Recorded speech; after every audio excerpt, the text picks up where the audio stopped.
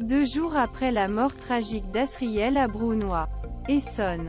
4 hommes, âgés de 19 à 20 ans, dont le rappeur YKM, ont été référés ce dimanche au palais de justice à Évry et devaient être inculpés le soir des chefs. 2. Meurtre et violence lors de la réunion et avec l'utilisation d'une arme.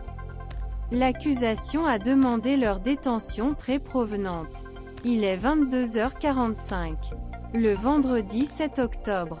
Lorsque les résidents appellent la police après avoir entendu des coups de feu dans le district de Haute-Marardelle. La police intervient la rue d'Alsace et découvre 2 blessés. Le premier, 20, souffre d'une blessure à la main, sans gravité. Le second, Asriel, défavorablement connu de la police pour le trafic de drogue, est abattu dans le ventre. Lorsque l'aide a arrivé, ce 19 ans old est inconscient. Il est réanimé par les salles d'urgence mais est décédé avant son arrivée à l'hôpital Henri Mondor de Créteil, Val-de-Marne, à 23h50. Un troisième blessé à la main en poignardant l'arme, à l'âge de 19 ans, a été découvert à Villecrène, Val-de-Marne. Selon lui, le ballon serait parti accidentellement.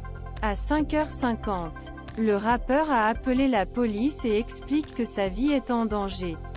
Il dit que pendant la bagarre, il a brandi un fusil de chasse pour donner à l'un de ses attaquants un cul. Le fusil serait tombé et l'accusation serait partie accidentellement, blessant mortellement son meilleur ami.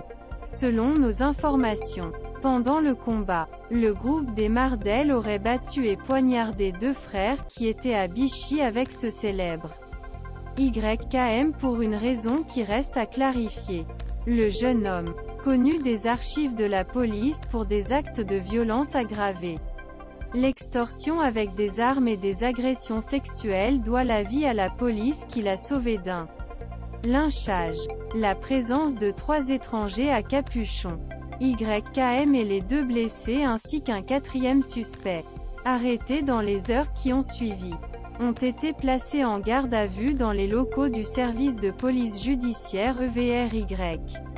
Ils ont été interrogés sur leurs implications dans ce trouble de régler les comptes entre les bandes rivales. Ils évoquent la présence de 3 inconnus à capuchon provenant de Saint-Pierre-du-Péray, Corbeil-Essonnes qui les auraient pris à la tâche et poignardés.